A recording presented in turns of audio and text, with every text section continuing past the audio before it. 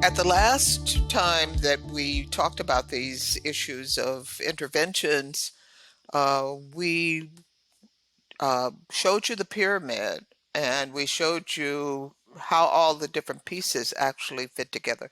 I think you really can't get an idea of how all this works until you meet somebody who's had to put all these pieces together. And I am thrilled at being able to introduce Doug Haynes to all of you. Dr. Doug Haynes is the Chief Diversity Officer and Vice Chancellor for Equity, Diversity, and Inclusion at the University of California, Irvine. And at UCI, he's the kind of go-to guy at the end of the day in terms of pulling all these pieces together. But he plays another role which is equally important, and that is that as the UC system has come in, he's able to provide insight in terms of how this has worked on his campus. UCI is one of five AAASC Change Bronze Award recipients. And so he has gone through the whole process of seeing how to pull these pieces together and what that looks like once it's on the ground. Welcome, Doug. Hey, thank you so much for having me, Shirley. I'm just so grateful to be here with you in conversation. Yes, well, we've talked about these issues a lot, but I wanted to kind of talk about it with the larger community because you have articulated so clearly what you have been able to derive from this sea change connection. What did UC Irvine look like before you joined Sea Change in terms of like your interventions and all the different programs that you had on campus? I think as a campus, we had this momentum. As early as 2001, we were one of the original advanced IT campuses for institutional transformation.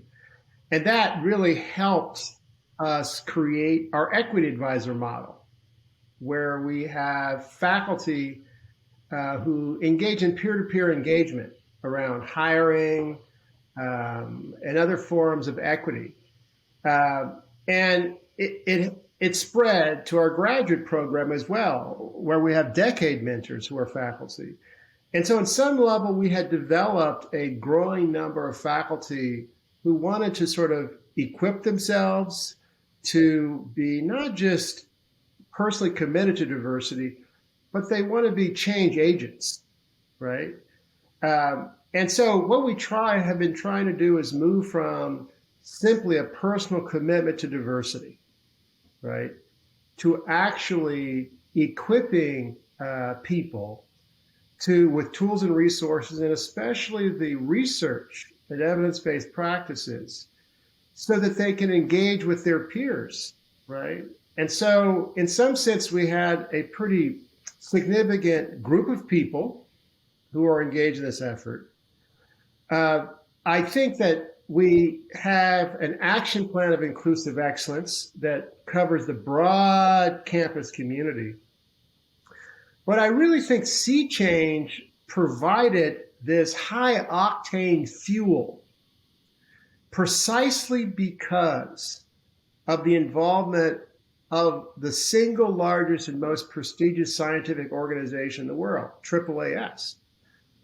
And of course, your thought leadership, because it meant that we can mobilize the campus in very purposeful ways and doing it as part of a community that choose to do this, right? So one thing that I've learned over time is that this is a voluntary effort, right?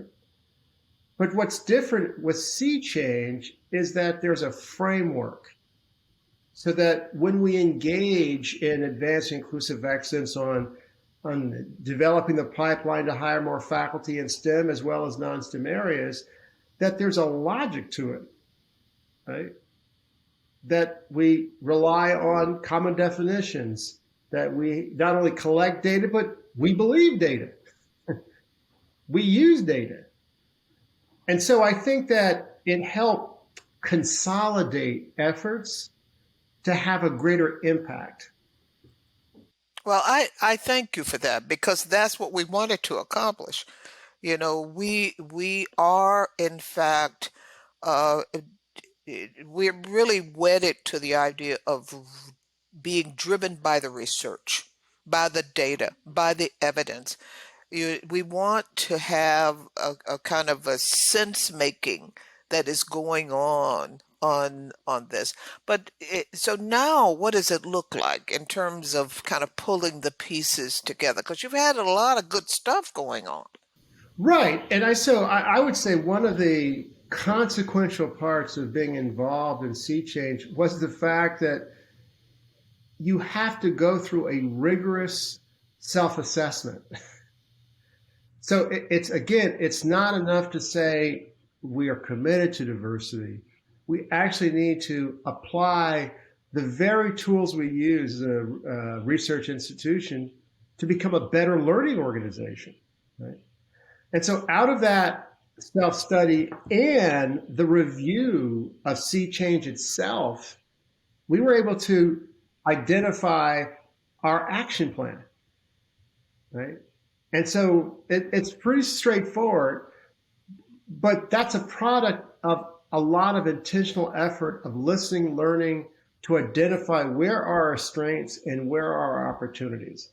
And so year one, we focus on those five action plans, goals, and they're really important because it's a way to better equip our deans and our chairs and our faculty to socialize these ideas. And so, for example, among our goals is to broaden STEM outreach. And what this means is that we have to engage much earlier in the pipeline of career, right? So it's not simply enough to wait, but we have to begin the process of cultivation at the postdoc stage, at the graduate student stage, right? Because in some sense, it's about identifying talent and cultivating that talent to see themselves as part of this community. I think the second thing, the second goal is to deepen the use of best practices. I mean, there's so much research now about best practices, right? Put those into motion in a very robust way. And so one way that we feel is a realistic aspiration is to suggest that we ought to have an aspiration. As a campus, we should try to achieve 1 out of 4 or 1 out of 5 new hires who come from a federally designated underrepresented population, right? It's not a quota.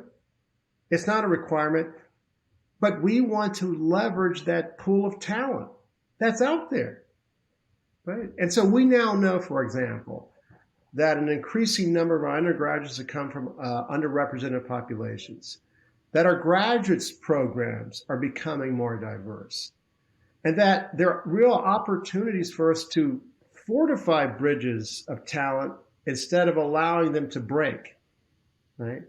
I think the third thing we try to do is that it's not enough just to hire people, right?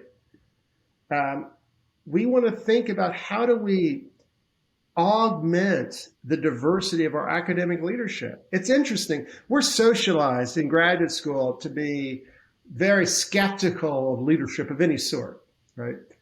But there is never, right, a lack of white males who apply to be deans, provosts, presidents, and chancellors, directors of centers, right? And so we must be thinking that when we hire, we want to support so people thrive, because that's another part of our pipeline of leadership across our institutions. I think the fourth thing is that we have to use data. We talk about data a lot in higher education, particularly on the STEM side, but this applies in other non-STEM fields. But it's really remarkable how when it comes to issues around diversity, all the critical faculties that we have honed over the years of so much education go out the window, right? So now we're focused in and double down on using that data. So we know who's in the pipeline, what's the availability pool, what are the characteristics of the applicant pool, what are our outcomes, and asking the question, why, right? Yes. Yes. And so, I mean, having just 5 goals might seem like, geez, that's not a stretch goal. But what we've learned is that in order to hire a single faculty member requires thousands of discrete decisions that are yes, right? And so having 5 goals, but a real collective focus with very clear intentionality and accountability, I believe will help us become not just an example of a bronze campus, but a platinum campus. Yes. Well, I totally agree with that. And one of the things that I do know is that you have been focused from the beginning that it's just not about just STEM, and that real systemic change, really kind of hitting the top of the pyramid that we had been talking about, means that everything gets changed and that hard dollars get used differently and that people are mobilized differently. And it would be um, it, I, I don't say it as well as you do, but I doubt that. It's interesting that I'm trained as a historian, but a historian of science, technology, and medicine. And one remarkable thought leader that I've always appreciated is Harvard professor Evelyn Hammonds, who really has been this remarkable intellectual about inclusive excellence in STEM.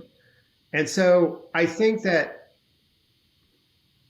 it's not just about STEM, it's about the entire academy, right? Because if you look at the arts, the humanities, even the social sciences, what you find are variations. That is to say that if you look at the compositional diversity, not all art programs are necessarily diverse. As you move up the professorial series, there are fewer women who are full professors or chairs, or for that matter, deans. If you look at the humanities and you want to look at the diversity, usually it sort of rotates around English, history, maybe art history. But apart from those areas, it's not particularly diverse. And so I think there's a lot for us to learn because too often there's an assumption that the humanities have figured it out. Just because you study issues around race, gender, does not necessarily mean that you are a particularly diverse faculty.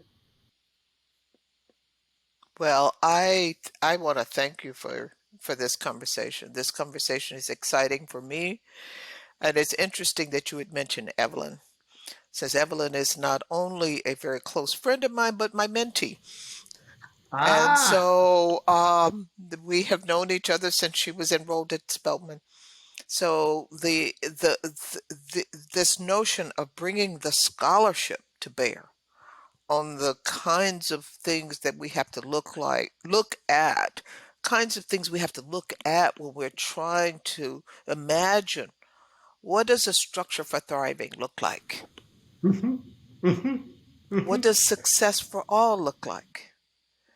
And it certainly is really exciting to see a situation where you are applying this lens to see how you can make your institution inclusive, diverse, just, and excellent.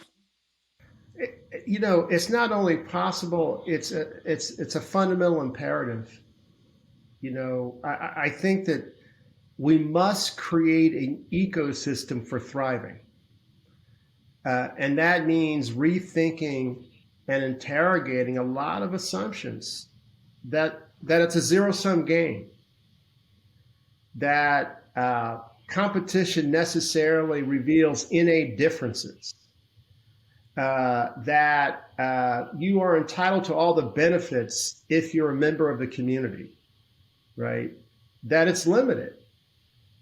And I think that too often we are socialized as scholars and researchers in ways that narrow our focus into believing that there's limited capacity. It's always finite, and invariably the outcome is what it is, and there's nothing that we can do about it. And you are doing lots of things about it. Ah, And I thank you. great. And I thank you, Doug, for bringing this whole home. I think it's really important for people to understand that we can, in fact, make a difference. We can change our institutions. We don't have to live with the way we found them. And that, in fact, if we do not commit ourselves to examine our assumptions, examine our data, look at what we have, and imagine what is possible, then nothing will change. But if we're committed to doing all those other things, that anything is possible. So thank you so much. You're welcome. And you know, I don't. I just want to add that when you um, presented this possibility of the University of California becoming a sea change system, I think that was a brilliant moment, in part because of the leadership of President Michael Drake, the real interests of the UC Board of Regents that have adopted UC 2030 goals. I think what sea change means is that now we have a platform, we have a toolkit, we have reasons and data to actually transform our commitment into consistency, right? And that's something that UC brings as the power of 10, not just the 10 campuses, but the 3 national labs that we are contracted to oversee, right? And so if we can't get it right, I think there's a real problem in higher education. It's been wonderful being able to visit with you here this afternoon, Doug. I really appreciate your willingness to always talk with us and to help us understand how you are seeing sea change and how this is playing out for you. So I hope that your weekend is good, and I wish you a goodbye. Thank you so much, Shirley. I always appreciate engaging with you. I think I see these interactions as opportunities of accountability, because if we can't be accountable together, it just makes it harder to sort of advance our common goals. So Amen. enjoy your weekend, because I'm going to try to do the same.